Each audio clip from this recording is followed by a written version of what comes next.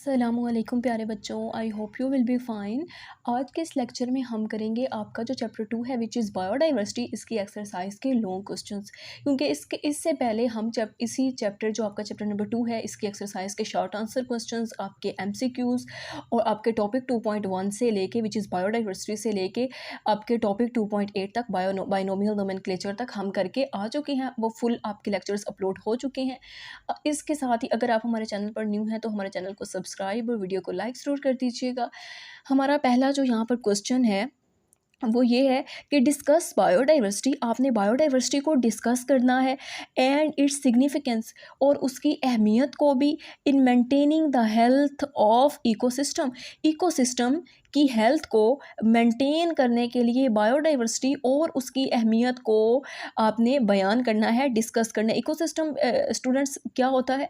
Ecosystem वो होता है जिस इन्वायरमेंट में हम रह रहे होते हैं। अब हमारा इंटरेक्शन हमारे लिविंग कंपोनेंट के साथ भी होता है, हमारे नॉन लिविंग कंपोनेंट के साथ होता है, which mean to say that biotic और एबायोटिक के साथ। इसी तरह जिस क्लाइमेट में हम लोग रहते हैं, ठीक है, उसमें हमारा इंटरेक्शन एनिमल्स के साथ भी होता है, प्लांट्स के साथ भी होता है, इंसेक्ट्स के साथ भी होता है, हर तरह की कम्युनिटी के साथ होते हैं। हम एक कम्युनिटी में रह रहे होते हैं जिसमें कोई एक स्पीशी हम इंसान नहीं होते, बल्कि हमारा ताल्लुक जो है वो डिफरेंट हमारे इन्वायरमेंट की चीज़ों के साथ भी होता है।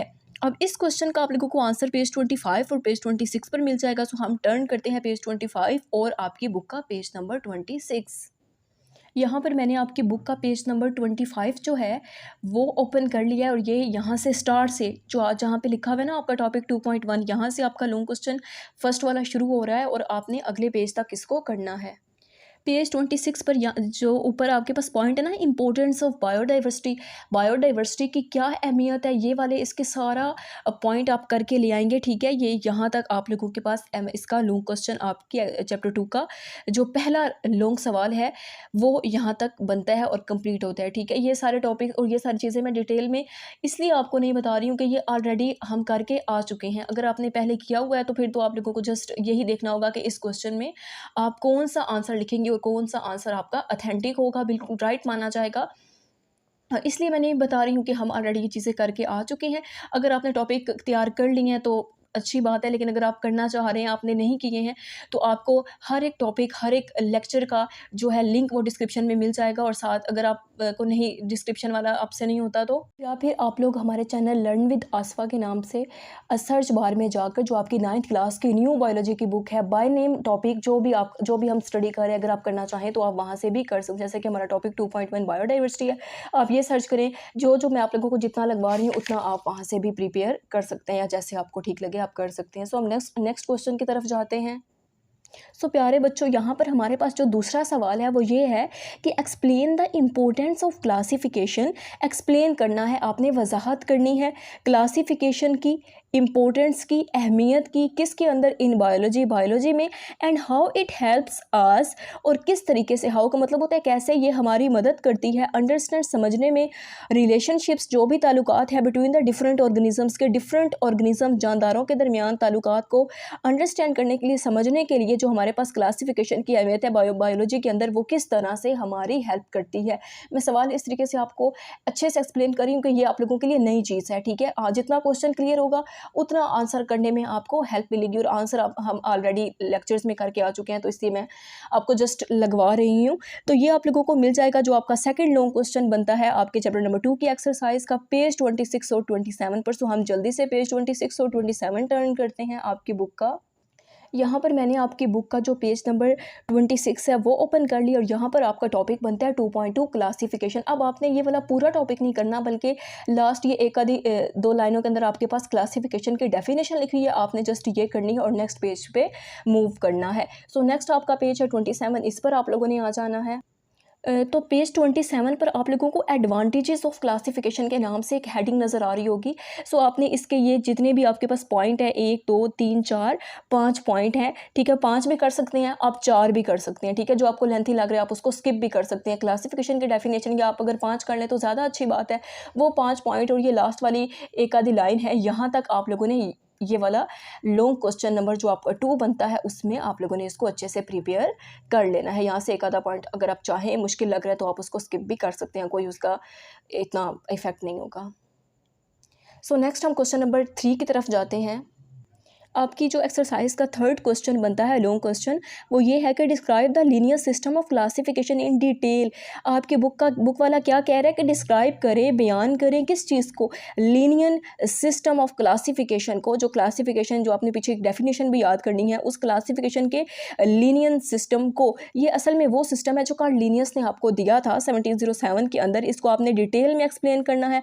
स्टार्ट कहाँ से करना है, 7 टेक्सोनोमिक रैंक के साथ एंड देयर रिलेशनशिप्स, जो भी उनका आपस में ताल्लुकात है, और जो आपके पास 7 टेक्सोनोमिक रैंक है, उस सूरत में आप लोगों ने इसको डिटेल में बयान करना है। ये आप लोगों को मिल जाएगा पेज 27 और 28 पर इसका आंसर आपके लॉन्ग क्वेश्चन नंबर 3 का। तो हम जल्दी से इस पेज को टर्न कर लेते हैं। तो ये रहा आप लोगों की बुक का पेज नंबर 27। यहाँ पर आप लोगों के पास टॉपिक 2.3 बनता है विच इज़ टेक्सोनोमिक रैंक।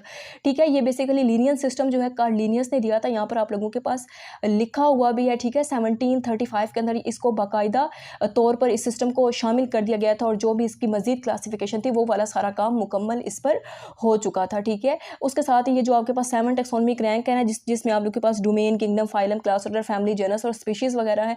ठीक है, मैंने टॉपिक के अंदर आप लोगों को बाकायदा ट्रिक के साथ बताया था कि आप लोगों ने इसको किस तरीके से याद करना है। तो वो भी आप लोग जैसे आपको ठीक लगता है, अगर कर चुके हैं तो कर सकते हैं। देखना चाहें तो आप लोगों को डिस्क्रिप्शन में हर टॉपिक का लिंक भी मिल जाएगा। ये यहाँ से आपका टॉपिक शुरू हो रहा है 2.3, यहाँ से जो मैंने ग्रीन कलर का मार्कर के साथ लगाया है, विच इज़ क्वेश्चन नंबर आपका लॉन्ग 3 बनता है। हम नेक्स्ट पेज की तरफ हम जाते हैं 28 पर। आपके बुक के पेज नंबर 28 पर ये आगे मजीद पॉइंट है, और एक लाइन के अंदर इसकी बस डेफिनेशन लिखी है, वो आप लोगों ने अच्छे से याद कर लेनी है। ठीक है, ये स्पीशी की डेफिनेशन वैसे भी शार्ट सवाल में बहुत ज़्यादा अहमियत रखती है और अहम है। यहाँ पर आप लोगों का एंड हो जाता है तीसरा लॉन्ग सवाल। तो नेक्स्ट हमारे पास क्वेश्चन नंबर 4 है, compare and contrast the domains archaea and bacteria. वो कहते हैं कि कंपेयर करो। कंपेयर का मतलब होता है कंपैरिजन करना, मवाजना करना किसी भी चीज़ का। ठीक है, और साथ में कंट्रास्ट का मतलब होता है कि क्या उस चीज़ का फ़र्क है, डिफरेंस क्या है, किसी चीज़ से कोई भी चीज़ किस तरीके से अलग है या मुनफरिद है। किसकी बात कर रहा है वो, बेसिकली डोमेन की बात कर रहा है। डोमेन उसी 7th जो हमारे पास टेक्सोनोमिक रैंक है उसके अंदर आती है। डोमेन किंगडम, फाइलम वाले में, क्लास, ऑर्डर, फैमिली, जेनस और स्पीशीज़ वाले में। आर्किया और बैक्टीरिया को आपने एक्सप्लेन करना है। ठीक है, फोकस किस पे करना है, फोकसिंग ऑन देयर की करैक्टरिस्टिक्स, जो उनकी खसूसियात है बेसिकली उन पर आपने फोकस करना है। ये आप लोगों का जो आप लोगों का क्वेश्चन नंबर 4 बनता है लॉन्ग क्वेश्चन। आपकी एक्सरसाइज का आपको इसका आंसर पेज 31 और 32 पर मिल जाएगा। सो हम जल्दी से आपके बुक का पेज 31 और पेज 32 ओपन कर लेते हैं। आपकी बुक के जो पेज 31 है, यहाँ पर आपका topic 2.5 which is domains of living organism, जिसमें बेसिकली डोमेन्स को एक्सप्लेन किया गया है। इसमें पहली डोमेन आप लोगों के पास है डोमेन आर्किया। ये वाला पॉइंट आप लोगों ने यहाँ पे मैंने ग्रीन कलर से मेंशन किया भी है। आपका 4 लॉन्ग क्वेश्चन बनता है, ये वाला पॉइंट आप लोगों ने करना है, और नेक्स्ट पेज 32 पर आप लोगों ने आ जाना है।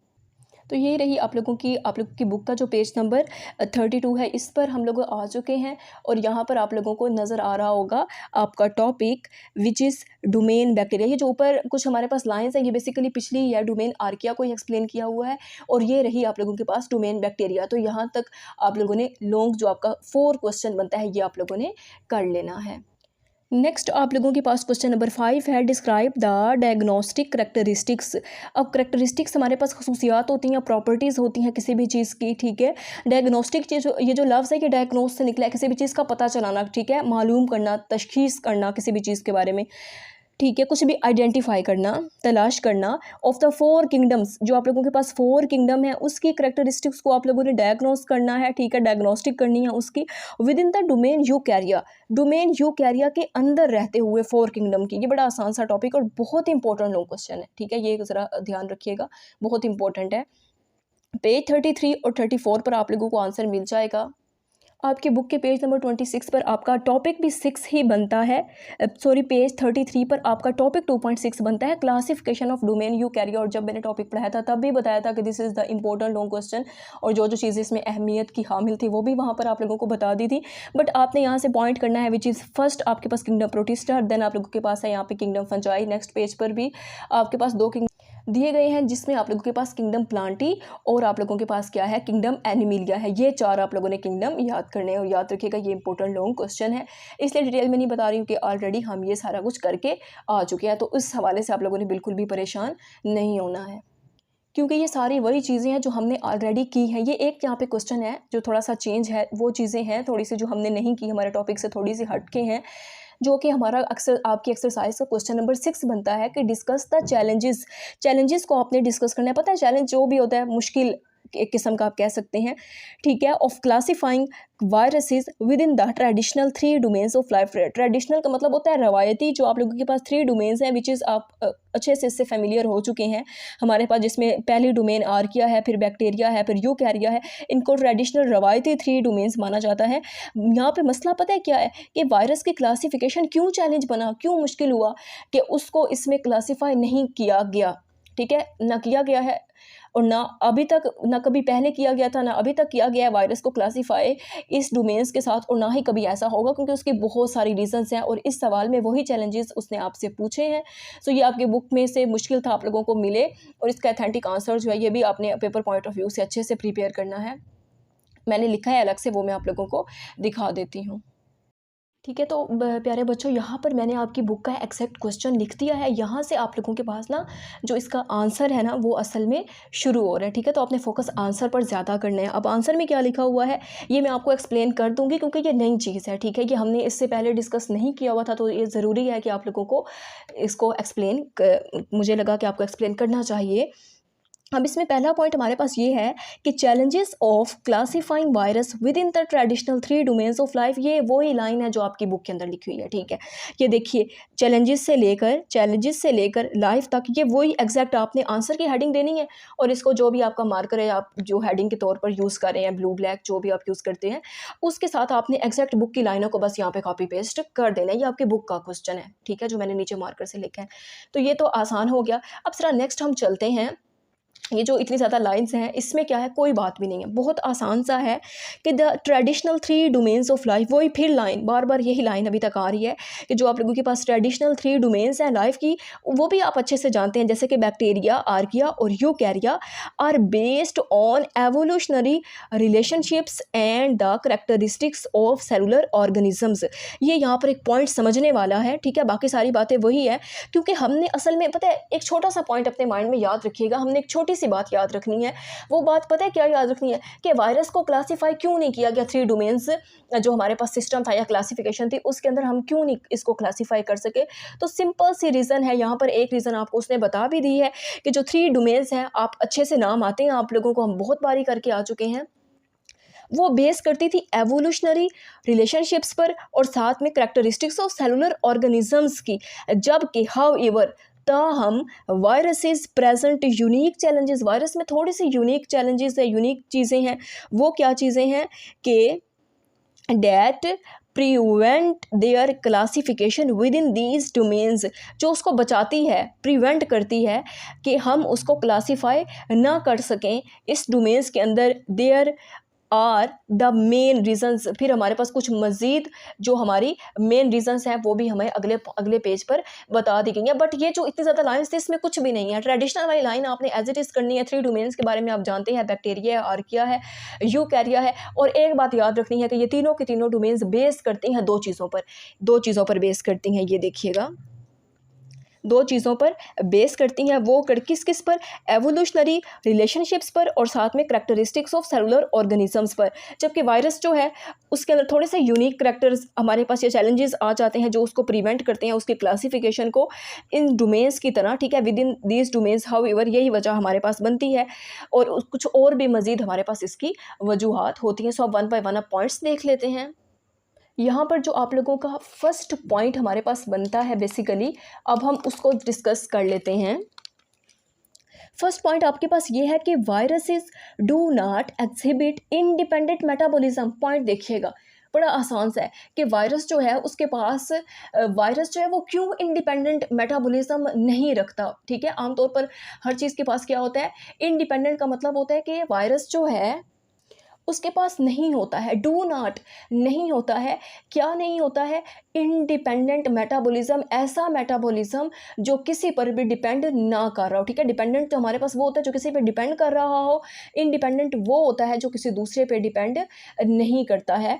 अब इस पॉइंट को हम देखते हैं कि ऑर्गेनिज्म इन 3 डोमेन्स, जब हम ऑर्गेनिज्म की बात करते हैं 3 डोमेन्स के अंदर, तो हम कहते हैं कि कैन इंडिपेंडेंटली कैरी आउट, वो किसी भी चीज़ पर डिपेंड नहीं कर रहे होते, carry out their metabolic processes, यहाँ पे आप लोगों को बस मेटाबॉलिक का प्रोसेस पता चल जाएगा कि मेटाबॉलिज्म क्या होता है। मेटाबॉलिज्म कोई भी प्रोसेस होता है, कोई भी प्रोसेस होता है जो किसी भी जानदार के अंदर हो रहा होता है, ठीक है।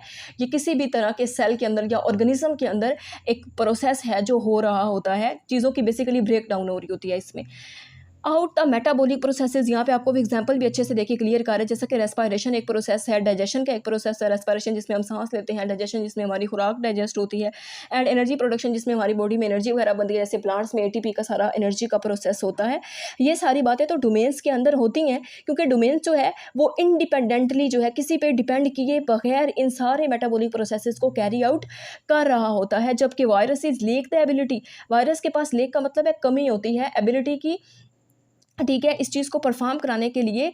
These functions on their own, वो खुद से ये फंक्शन नहीं परफॉर्म कर सकता, नहीं परफॉर्म करवा सकता खुद से, जैसे बाकी सब इंडिपेंडेंट है, ये डिपेंडेंट होता है, ठीक है। They do not produce energy in synthesis proteins, ठीक है, और सिंथेसाइज प्रोटीन्स, ना तो ये एनर्जी प्रोड्यूस कर सकता है, ना ये प्रोटीन्स को सिंथेसाइज कर सकता है वायरस जो है, ठीक है, क्योंकि वायरस के पास जो है वो मेटाबॉलिज्म उसका इंडिपेंडेंट मेटाबॉलिज्म नहीं होता है। देखिए ना, डू नॉट, वो आपको इस सवाल को ज़रा समझिएगा कि virus do not exhibit independent metabolism, virus के पास इंडिपेंडेंट मेटाबॉलिज्म नहीं होता, बल्कि कौन सा मेटाबॉलिज्म होता है, डिपेंडेंट। डिपेंडेंट का मतलब क्या होता है, किसी दूसरे पे डिपेंड करने वाला, ठीक है, किसी दूसरे पे डिपेंड करने वाला। नेक्स्ट जो हमारे पास पॉइंट नंबर हमारा 2 है, इसको देख लेते हैं। Viruses lake the cellular structures, virus के पास लेक का मतलब होता है कमी होती है किस चीज़ की, सेलुलर स्ट्रक्चर्स की। तो यहाँ पर लिखा हुआ है कि द 3 डोमेन्स, वही बात 3 डोमेन्स की, classify organism based on cellular characteristics, ठीक है, कि हमारे पास 3 डोमेन्स के अंदर ऑर्गेनिज्म को उनके सेलुलर करेक्टरिस्टिक्स को देखते हुए, उनकी वो प्रॉपर्टीज, सेलुलर प्रॉपर्टीज़ को देखते हुए ऑर्गेनिज्म को क्लासीफाई किया गया, such as the presence of cell membrane, ठीक है, वो जो सेलुलर करेक्टरिस्टिक्स की बात कर रहा है उसका वो आगे सच एज आपको एग्जांपल दे के क्लियर भी कर रहा है, जैसे कि सेल मेम्ब्रेन वगैरह हो गई, ऑर्गेनेलीज हो गई जो सेल के अंदर पाए जाते हैं, कि साइटोप्लाज्म हो गया जो एक फ्लूइड सेल के अंदर पाया जाता है। जबकि वायरस के अंदर क्या होता है, वायरस के अंदर क्या होता है, viruses are not made up of cells, virus में कोई सेल्स नहीं होता, इसलिए हम वायरस को क्या कहते हैं, ए सेलुलर कहते हैं। ये एमसीक्यूज में याद रखिएगा, viruses are always acellular, ठीक है। इंस्टेड, बजाय इसके, they consist of genetic material, इनमें जेनेटिक मटेरियल होता है which is relevant to genes inheritance, जैसा कि डीएनए और आरएनए, ठीक है। आपको एग्जांपल दिया कि जेनेटिक मटेरियल जो आप पहले पढ़कर आ भी चुके हैं, इसके पास डीएनए होता है, आरएनए होता है, सराउंडेड जो कवर हुआ होता है प्रोटीन कोट के साथ, प्रोटीन कोट को दूसरे लफ्ज़ों में आप कैप्सिड भी कहते हैं, and some time are additional lipid envelope, और बाज़ का सम टाइम कभी कभार एक एडिशनल बाहर एक और लेयर भी होती है, ठीक है, प्रोटीन कोट के अलावा जो लिपिड की बनी होती है। लिपिड्स जो होते हैं ये हमारे पास ऑयल्स वगैरह, फैट्स वगैरह होते हैं। इन्वेलप का मतलब होता है कवरिंग हुई हो, कवरिंग होना किसी भी चीज़ की। नेक्स्ट हमारे पास पॉइंट है, viruses can not produce independently, viruses हमेशा कभी भी इंडिपेंडेंटली प्रोड्यूस नहीं कर सकता, ठीक है, कि किसी दूसरे पर एनएसआर या डिपेंड किए बगैर वायरसेस अपनी रिप्रोडक्शन को नहीं कर सकता, ऐसे किसी दूसरे के सहारे की ज़रूरत होती है। किस तरीके से कि a key characteristic of life in the 3 domains is the ability to reproduce independently, जबकि आमतौर पर जो हमारे पास 3 डोमेन्स के ऑर्गेनिज्म है उनके पास ये एबिलिटी है कि वो इंडिपेंडेंटली किसी दूसरे पर एनएसआर किए बगैर, डिपेंड किए बगैर रिप्रोड्यूस कर सकते हैं।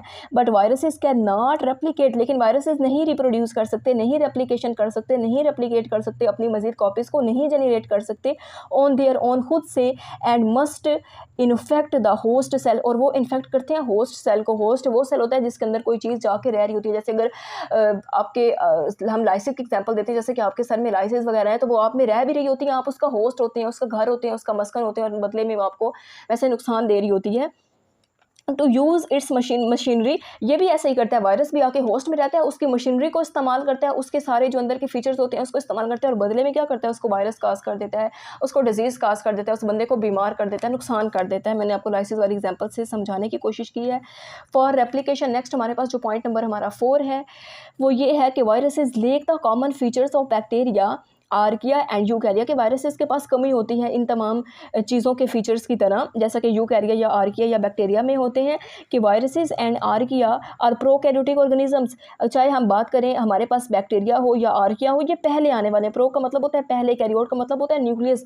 अब इनमें न्यूक्लियस नहीं था, ये न्यूक्लियस से पहले आने वाले हैं विद स्पेसिफिक फीचर्स, लेकिन फिर भी इनमें क्या था, स्पेसिफिक फीचर्स थे, खास तरह के फीचर्स थे खसूसियात थी, जैसा कि आप कह सकते हैं सेल वॉल हो गया, राइबोसोम्स हो गया, राइबोसोम्स प्रोटीन की सिंथेसिस में हेल्पफुल होते हैं एंड सिंपल स्ट्रक्चर्स, और कुछ सिंपल स्ट्रक्चर्स भी थे। वायरसेस लेक दीज कंपोनेंट्स, लेकिन वायरसेस में इन तमाम कंपोनेंट्स की क्या थी, कमी थी। ये आप लोगों के पास आपके जो आपका क्वेश्चन नंबर 6 बनता है उसका आंसर है। लेकिन अगर आप ये सारे पॉइंट्स नहीं करना चाहते तो आपको जो छोटे लगते हैं, जो अच्छे मतलब आपको ठीक लगते हैं, आप अच्छे से जो आपको समझ आए हैं, उनमें से कोई आप 3 एक पॉइंट भी लिख दें और साथ में ये शुरू वाला टॉपिक आप ऐड कर दें, तो आपके इस क्वेश्चन में इनफ रहेगा। ज़रूरी नहीं है मैंने आपको 4 पॉइंट्स बताए हैं तो आप 4 ही करें, आप 2-3 भी कर सकते हैं, 3 कर लें, ठीक है, 3 कर लें आप लोग, वो इनफ रहेगा आप लोगों के लिए इस क्वेश्चन के आंसर में। नेक्स्ट हमारे पास क्या है, हमारा लास्ट क्वेश्चन है विच इज़ क्वेश्चन नंबर आप लोगों का क्वेश्चन नंबर 7 बनता है। अब हम इसकी बात कर लेते हैं। क्वेश्चन नंबर 7 के अंदर वो क्या कहता है कि explain the rules and guidelines for suggesting the scientific names to organisms. अगर आपने ऑर्गेनिज्म को साइंटिफिक नेम देना है तो फिर आप लोगों के पास क्या रूल्स होंगे, क्या असूल होंगे, क्या गाइडलाइंस होंगी, क्या रहनुमाई होगी जब आप साइंटिफिक नेम को सजेस्ट करेंगे किसी भी ऑर्गेनिज्म को। तो ये आप लोगों को पेज 37 पर इसका आंसर मिल जाएगा। पेज नंबर 37 पर आपकी बुक के आपके 7th क्वेश्चन का आंसर है, ठीक है। ये यहाँ से आप लोगों के पास हेडिंग है ना, आपका टॉपिक 2.8 बाइनोमियल नोमेनक्लेचर का बनता है, ठीक है। टॉपिक 2.8 इसमें आप लोगों के पास रूल्स दिए हुए हैं बाइनोमियल नोमेनक्लेचर के। ये आप लोगों के पास 6 पॉइंट्स हैं, ये आप लोगों ने एज अ रूल्स के तौर पर याद कर लेने हैं यहाँ से लेकर यहाँ तक। यहाँ पर हमारी लेक्चर भी एंड होता है, हमारे सारे क्वेश्चंस भी कंप्लीट होते हैं। मैंने आगे पेज नंबर लिख दिए थे आप लोगों की आसानी के लिए। अगर आपको हमारी वीडियो पसंद आती है तो हमारे चैनल को सब्सक्राइब और वीडियो को लाइक ज़रूर कर दिया करें। So thanks you so much for watching. अल्लाह हाफिज़, स्टे कनेक्टेड, अपना बहुत सा रखिएगा ख्याल, दुआओं में याद रखिएगा।